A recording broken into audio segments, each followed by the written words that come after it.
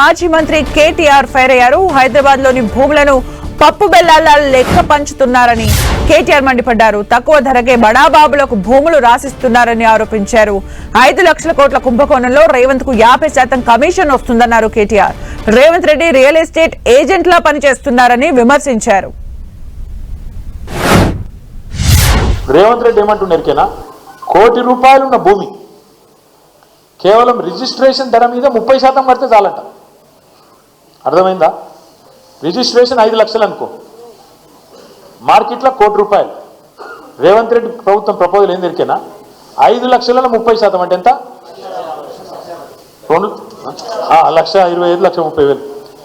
1,30,000 రూపాయలు కడితే శాశ్వతంగా కోటి రూపాయల భూమి నువ్వు తీసుకో, అపార్ట్మెంట్లు కట్టుకో, ఏమైనా చేసుకో అనుకుంటున్నావు. ఇది దోపిడీ కాదా? ఇంతకు మించిన దోపిడీ ఇంకేమైనా ఉంటుందా?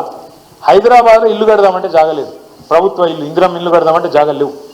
హైదరాబాద్లో పార్కు కడదామంటే జాగలేదు.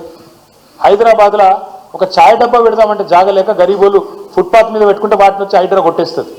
హైదరాబాద్లో బొందలగడ్డకు జాగలేదు. హైదరాబాద్లో మోరీ కడదామంటే జాగలేదు, రోడ్డు విస్తరిద్దామంటే జాగలేదు. కానీ 9,300 ఎకరాలు ఆయన అత్త సొమ్ము అన్నట్టు, ఆయన అబ్బసొత్తు అన్నట్టు ఇలా రేవంత్ రెడ్డి ఈ 500-600 మంది బడాబాబులకు రాసి ఇచ్చేస్తున్నాడు. రాసిస్తే ఉతానే రాసిస్తాడు రేవంత్ రెడ్డి. నీకు తెలియదా, నాకు తెలియదా?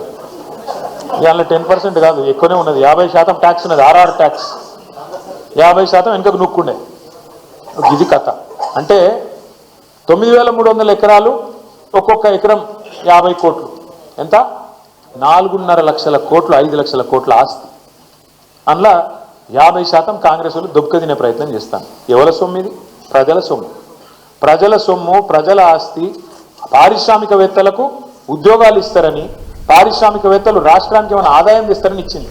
నా ఇష్టం ఉన్నట్టు నేను అపార్ట్మెంట్లు కట్టుకుంటా, మాల్స్ కట్టుకుంటా. నీ అయ్యే సొమ్మ, వాన అయ్యే సొమ్మ.